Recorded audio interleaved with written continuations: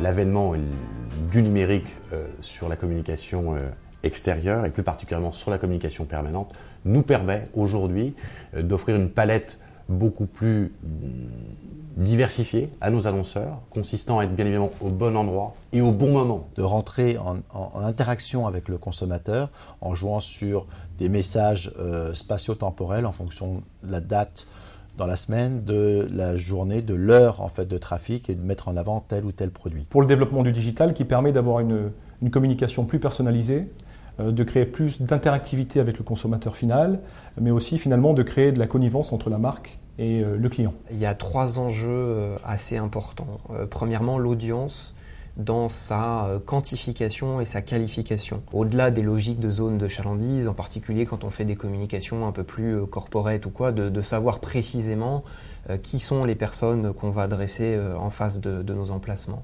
Donc la data est un enjeu quand même assez essentiel. Le deuxième enjeu, il est lié à la modernité même du média outdoor.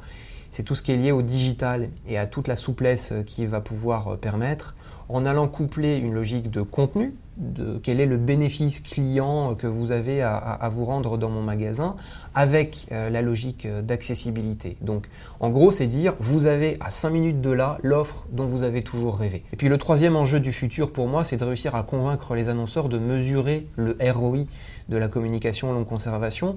Aujourd'hui, les annonceurs ont besoin d'être rassurés sur une logique quantitative, pourquoi pas une modélisation économétrique, pour mieux comprendre la rentabilité de leurs investissements dans ce type de médias. Donc une logique d'étude également.